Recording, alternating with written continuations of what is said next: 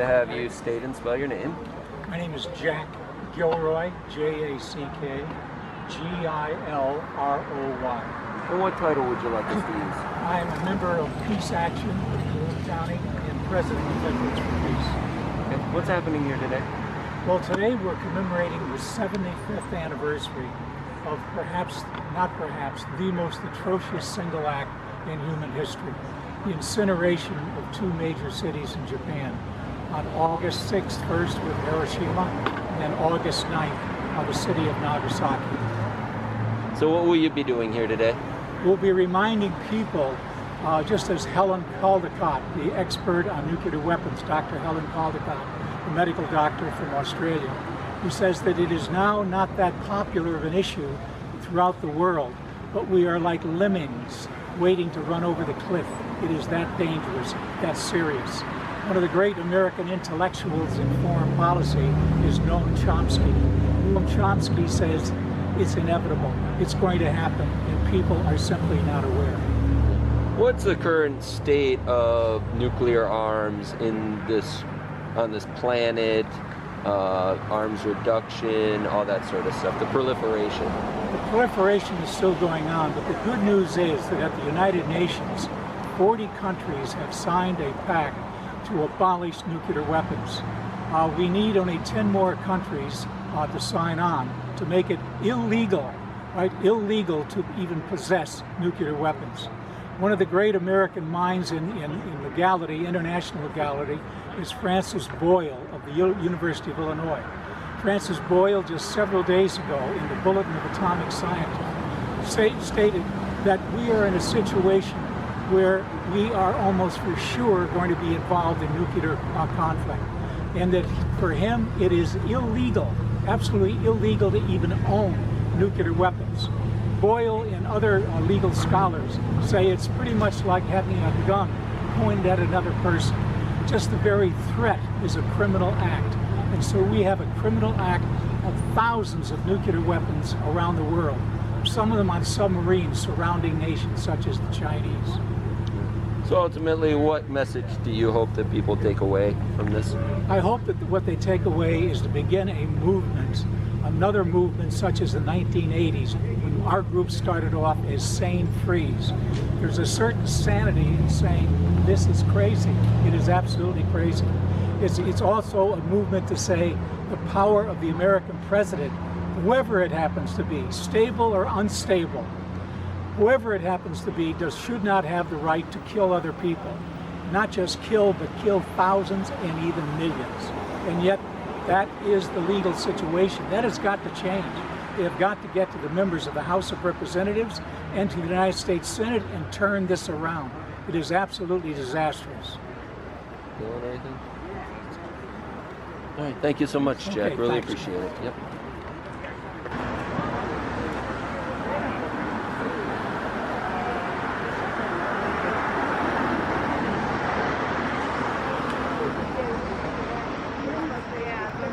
Hello, folks. Is this on? Yeah.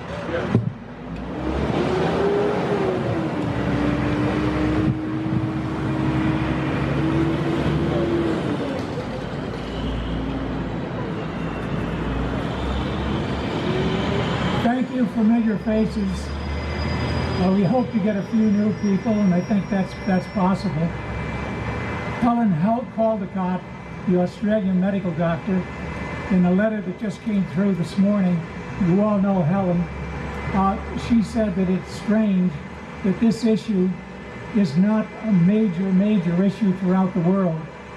She didn't mention COVID-19, but she implied to it that that's almost kids' play to what is going on with nuclear weapons. She believes that we are on our way. She referred to us as lemmings, headed toward the cliff. By the same token, out of Chicago, Illinois, the esteemed international lawyer Robert Boyle wrote just the day before yesterday that it is criminal, absolutely criminal, just to have nuclear weapons. Having nuclear weapons and then threatening to use them is a crime. And it's compared to getting a gun and holding it to a person, threatening to kill them. And yet this is done. not just by the United States, but especially by the United States, the great power. Pompeo is an anti-Chinese fanatic, as we know, as Secretary of State, and he's very proud of the fact that nuclear submarines, especially the Trident, surround China and Russia. It's a dangerous situation that we can't hold back on. We thank the First Congregational Church for allowing us to do this. This is the 34th time we've been here at the First Congregational. And we thank the pastor, Pastor Daniel Ling, and we thank Doug Gardner, who has worked with us to try to let us be on the inside, especially, but of course, because of the times, in 2020, the year of pandemic, here we are on the outside. Nevertheless, we're together, and we have something to say.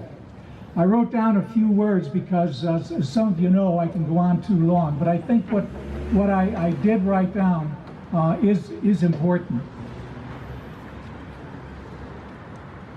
We're here especially because of people like Roland Austin and June Austin, who started this event way back in the 1980s when we were known as St. Freeze. Suzanne Gahagan, who is right here with us, and Suzanne as well was part of the group. Her mother, Greta Lake, was a very instrumental person in getting us together.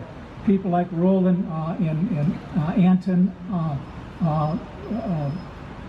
Arvidsson, I'm forgetting Anton's name, Arvid Antonson, Stu Naismith, and of course George Hassler. All of these people were part of the group. Remember that St. Freeze was back in 1987. That's when we became St. Freeze. And later on, St. Freeze we changed the name to Peace Action. That was, I believe, 1993. But all the while, it's been the same issue, to abolish nuclear weapons, going back to the post-1945 period. So it's appropriate that we gather here at a church. It seems that the First Congregational and Unitarian and some Presbyterian and some United Methodist churches have a history of clear-minded criticism and protest of the many immoral and irrational deeds of our government.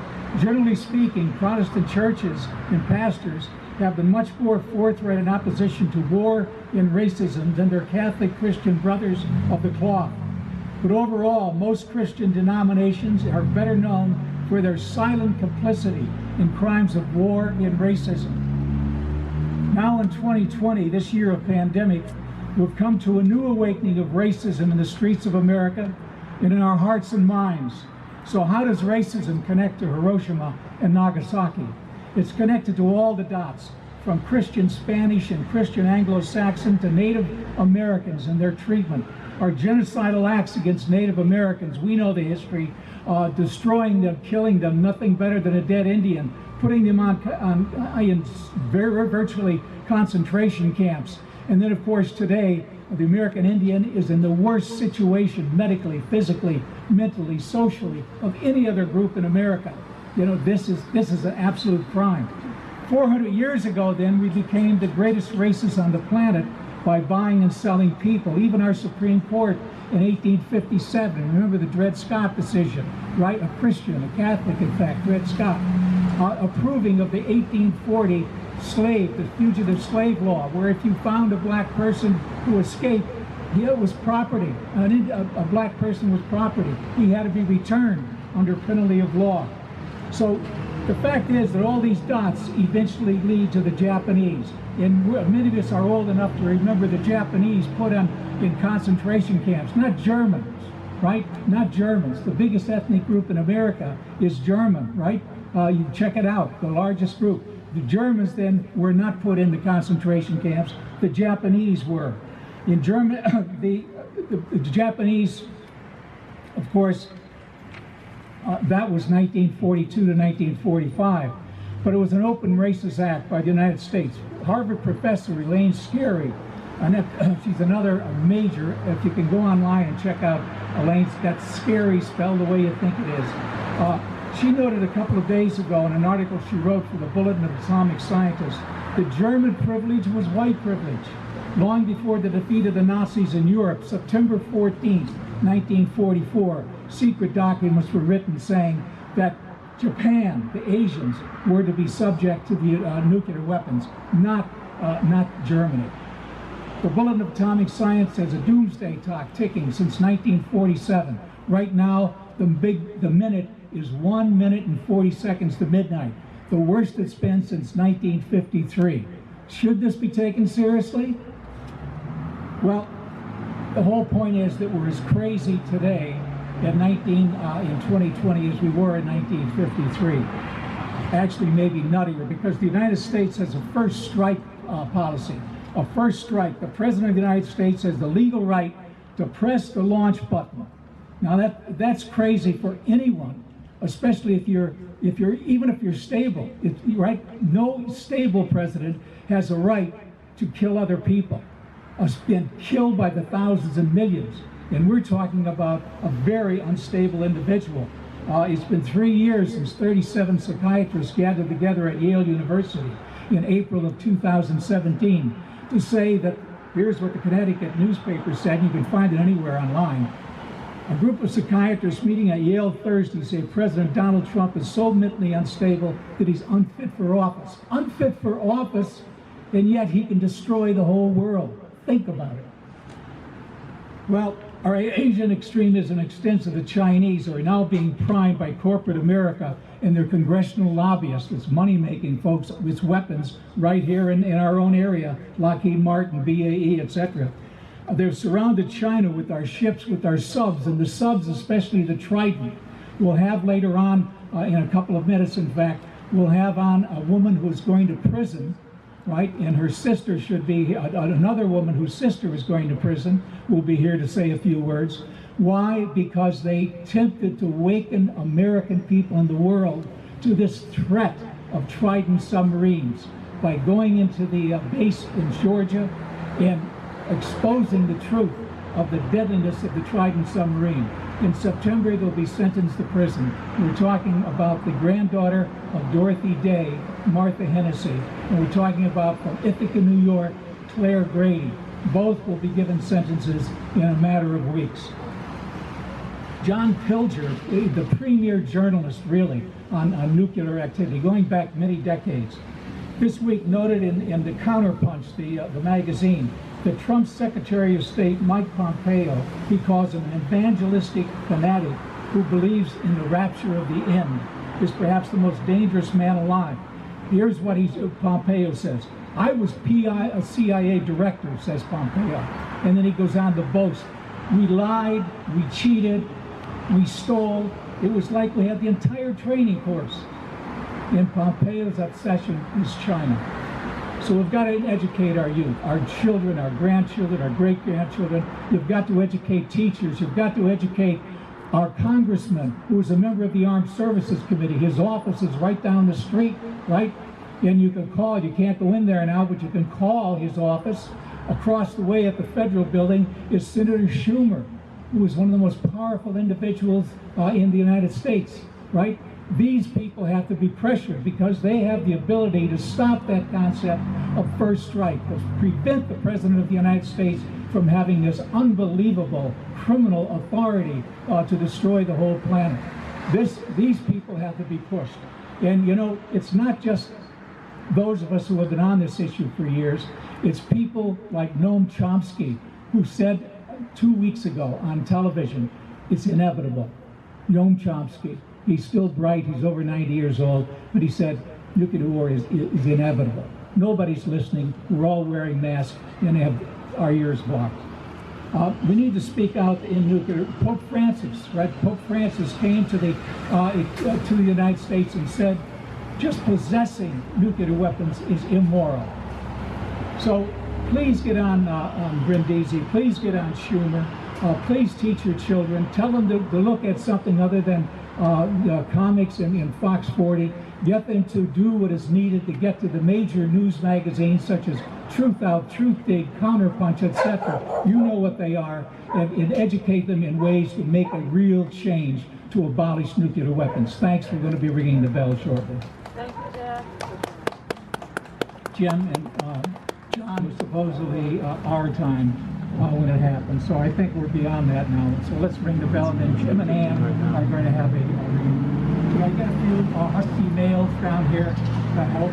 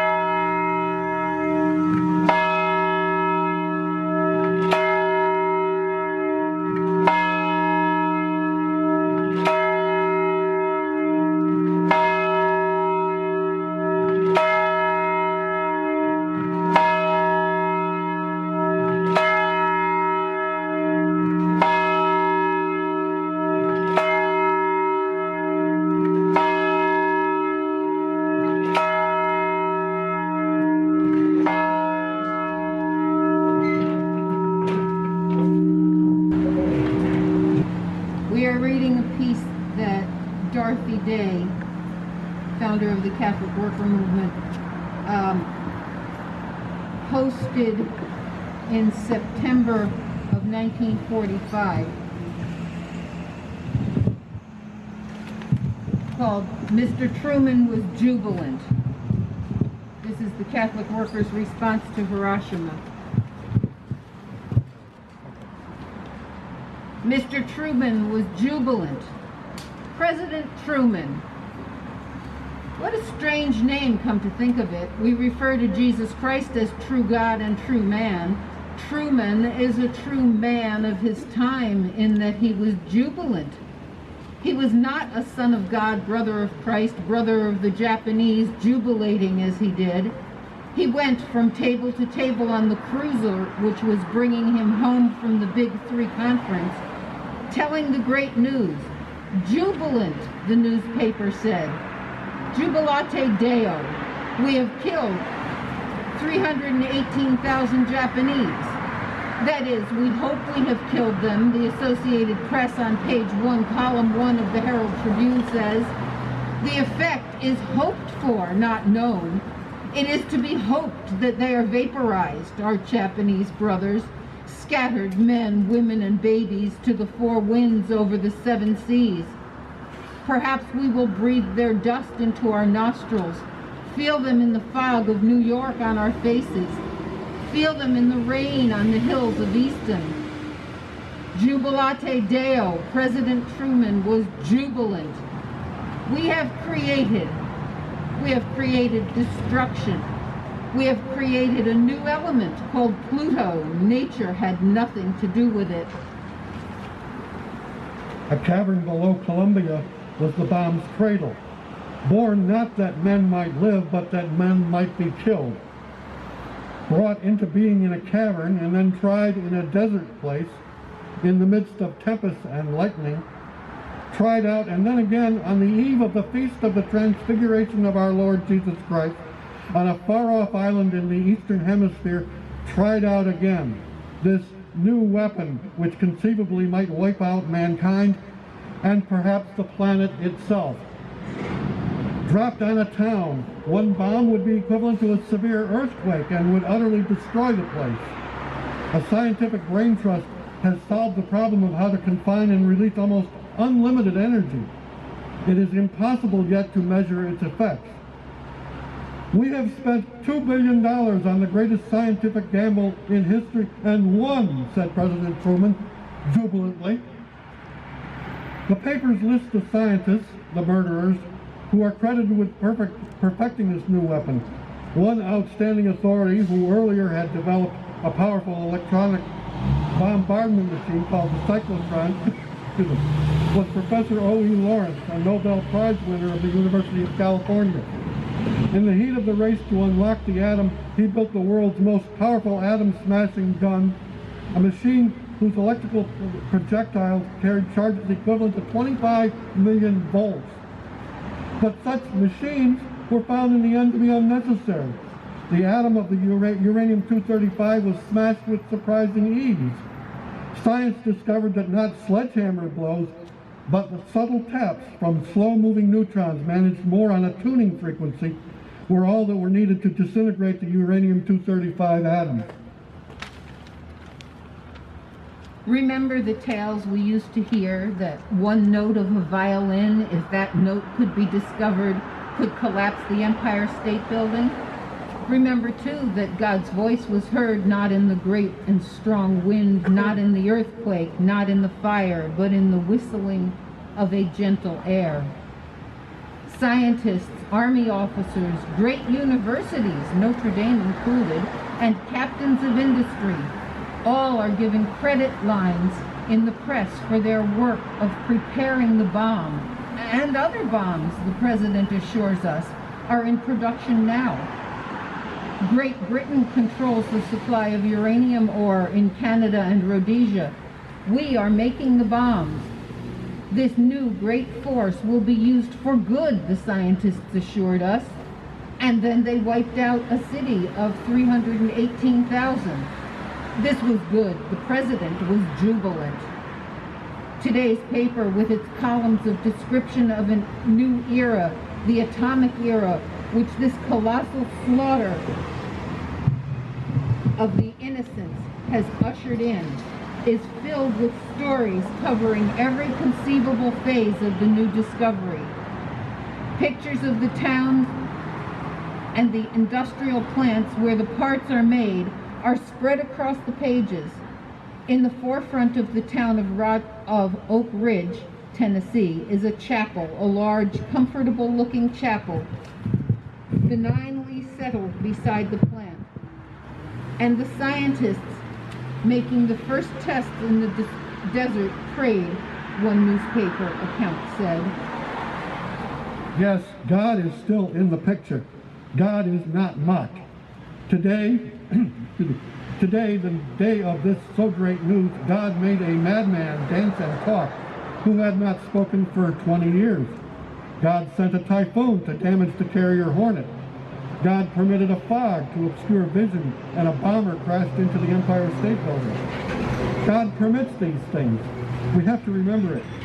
We are held in God's hands, all of us, and President Truman too, and these scientists who have created death, but will use it for good. He, God, holds our life and our happiness, our sanity and our health. Our lives are in His hands. He is our Creator.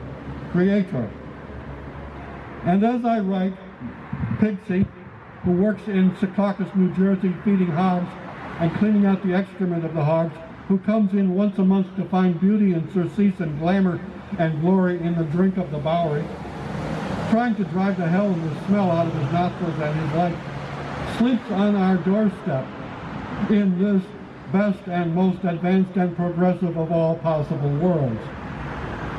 And as I write, our cat Rainbow slinks by with a shrill rat in her jaws out of the kitchen closet here at Mott Street. Here in this greatest of cities which covered the cavern where this stupendous discovery was made, which institutes an era of unbelievable richness and power and glory for man. Everyone says, I wonder what the Pope thinks of it. How everyone turns to the Vatican for judgment, even though they do not seem to listen to the voice there. But our Lord Himself has already pronounced judgment on the atomic bomb. When James and John the Beloved, wished to call down fire from heaven on their enemies, Jesus said, "You know not what spirit you are. The Son of Man came not to destroy souls, but to save." He said also, "What you do to the least of my brethren, you do unto me." Thus far, Dorothy Day.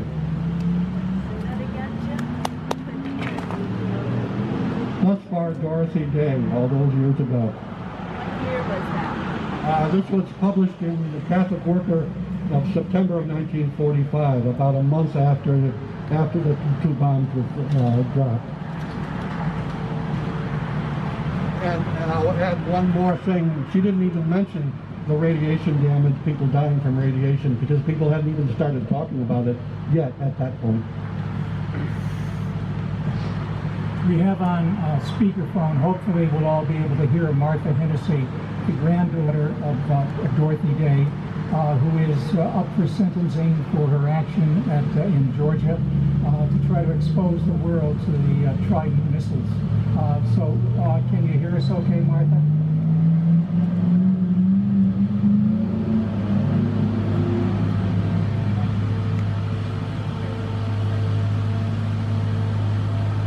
Let's see. You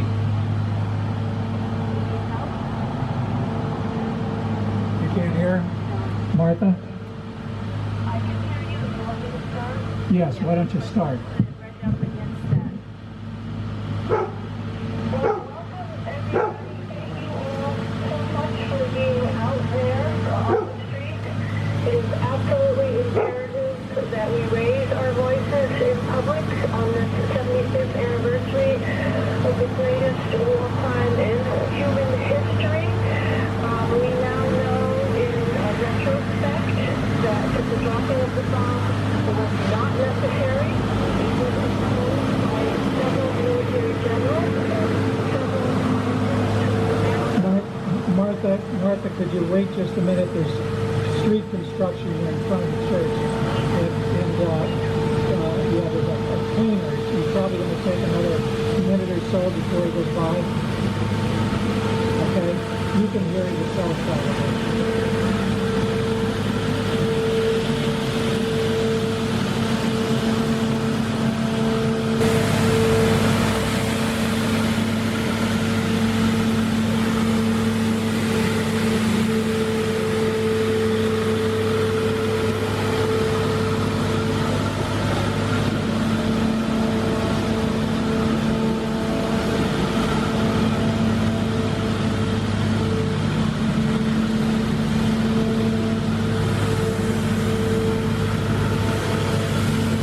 He's going out of earshot, Mark. Are you still there? Okay, he was probably one of Pompeo's former CIA guys who now has a job cleaning streets, and they knew you'd be speaking. So go ahead, Martha. We thank the municipal workers who help keep our streets clean, for sure. I was talking about the historical narrative that we have told ourselves is false and really needs to be. Can you hear me okay? Yes, okay. And many of the military personnel and scientists were opposed to using the bomb. And Truman went ahead with it because he was concerned about re-election. He was concerned about the $2 billion spent to develop the weapons. And he also worked very hard to make sure the media did not report on the after effects of dropping the bomb on the two cities. And there was also a role that Russia played in this. The Americans knew that the Russians would be entering the war, which they did August 8th. And so this dropping of the bomb was just our preemptive call for world domination, and it has brought us to where we are today. And this fallacy still stands. And so you are all out there challenging that falsehood and speaking out in a manner that is so critical today. I also simply want to mention that there is now the Columbia-class submarine project going into effect. 12 subs, 103 to 109 billion dollars estimated cost, and it's starting to be built at Newport News shipbuilding in Virginia. It also is being built at the Electric Boat in Groton, Connecticut, beginning this year. And so we really need to step up and go to these sites of grave sin. That's what we attempted to do with the Kings Bay Plowshares, was to enter that place of great sin and illegality and raise a voice. And so now we're faced with this whole new weapons system going onto line, and we're also also faced with the trillions of dollars being spent on the nuclear arsenal, more than what we did at the height of the Cold War. So I thank you all very much for being out there and asking me to speak to this issue. I do continue to await sentencing. It's been very difficult, a long trek with this action, and the situation with COVID in the courts and in the prisons is only getting worse. And we can see that our country is in utter disarray, that the end game of capitalism is what we're looking at now. So thank you so much. Thank you for what you did. Thank you, Martha. Thank you, Martha. Everybody. Yes, thanks much, Martha. We have some other people to speak. In fact, Mary Ann Grady is going to say a word or two about your co-conspirator, her sister, Claire Grady. So, Mary Ann, if you could say a word or two here, that would be good. Thanks much. You can stay on if you want. Martha, stay on the line, but I know you're a pretty busy lady. Okay, thank you so much. All right, God bless. Hi, I'm Mary Ann, and I'm really grateful for your gathering here. And as was just said, that we need to combat the official narrative. I was just reading an article from Patrick O'Neill, who is one of the St. Patrick's Four, who wrote, and I'm assuming because Pat writes for the National Catholic Reporter that his article may be posted there, but he was talking about, and I'm sorry, I read it just before I got in the car, and I didn't write notes, but there was a reporter that talked about and went and interviewed 6 of the victims in Hiroshima. And it was the first time the American people got to hear the true nature of what we had done, the horrific crime, and how that was totally unnecessary as we learned that the Japanese were about to, what's the word? Help me out. Surrender, thank you.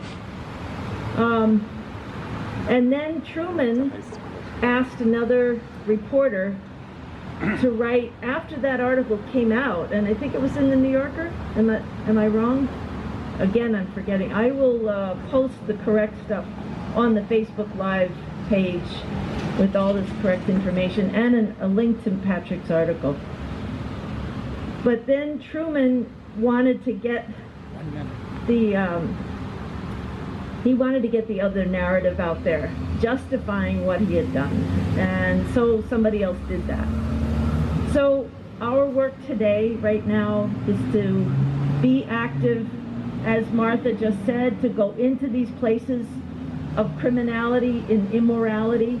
And so we are grateful right now for the witness at Kings Bay in Georgia, and we look forward to continued conspiracy, which is conspiring, which means breathe together, and that more actions of courage and openness and risk-taking by white people to combat, as my sister Claire would say, the trident is like the cocked gun. If I hold a cocked gun to your head, am I not using the gun even though I don't pull the trigger? That's what we do with Trident. And that is the enforcer of white supremacy and capitalism, which is killing people today, every day, especially First Nation, indigenous peoples all over the world, black and brown people all over the world. They are the ones who suffer the greatest. So all those systems need to be challenged. Be in support of Black Lives Matter and all other movements. We need to be in solidarity. So thank you. Thank you. Thanks, Marianne. Anyone willing to or interested in saying a comment or two? If not, Andrew is going to finish the program, Andrew Bemis, with a song or two. So we're really privileged to have Andrew with us. He was here last year. This was supposed to be the second annual Children's Peace Fair. Last year was an outstanding success. and we'll be doing it hopefully outside here next year.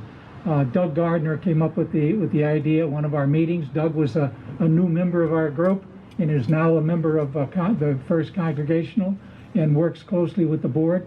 And he made that suggestion, and so we went ahead and did it.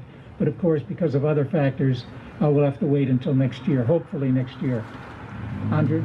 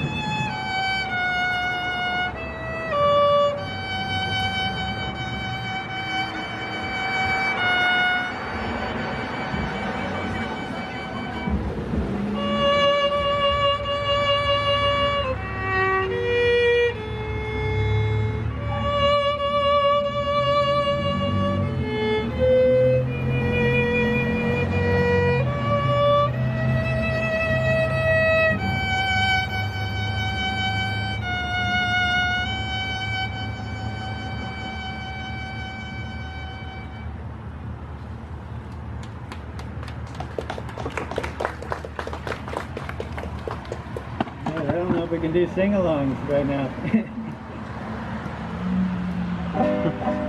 You're outside. We can sing quietly with our masks on. Right? I'm gonna lay down my sword and shield down by the riverside, down by the riverside, down by the riverside. I'm gonna lay down my sword and shield down by the riverside. I'm gonna study war no more.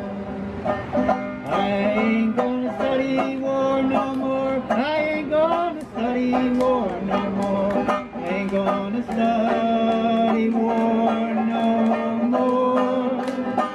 I ain't gonna study war no more. I ain't gonna study war no more. I ain't gonna study war no more. I'm gonna lay down my atom bomb down by the riverside, down by the riverside, oh, down by the riverside. I'm gonna lay down that atom bomb down by the riverside. I'm gonna study war no more. I ain't gonna study war no more. I ain't gonna study war no more. I ain't gonna study war no more, no more. I ain't gonna study war no more. I ain't gonna study war no more. I ain't gonna study war no more. I ain't gonna study war no more. I ain't gonna study war no more. I ain't gonna study war no more, no more. I ain't gonna study war no more. I ain't gonna study war no more. I ain't gonna study war no more.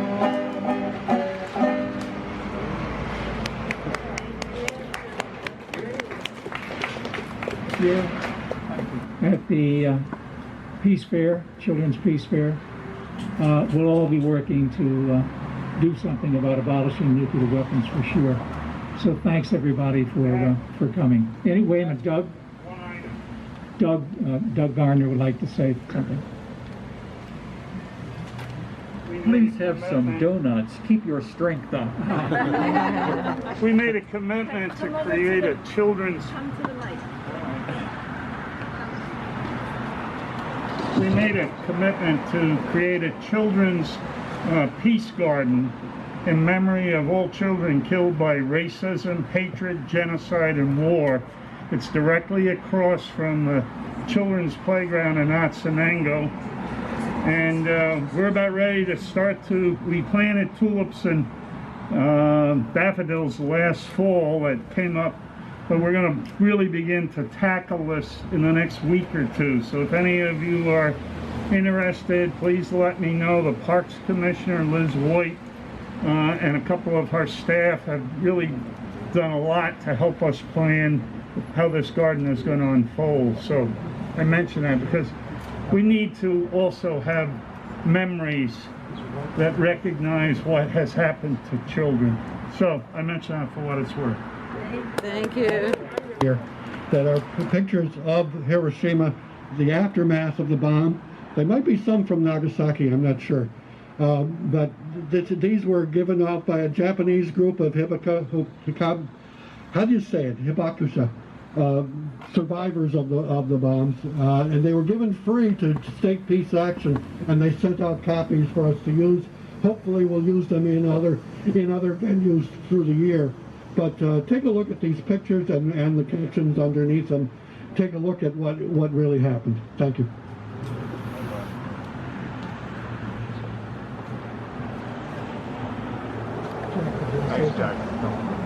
Okay, I guess we're ready to say goodbye. I'm ready to pull the mask down now and start breathing.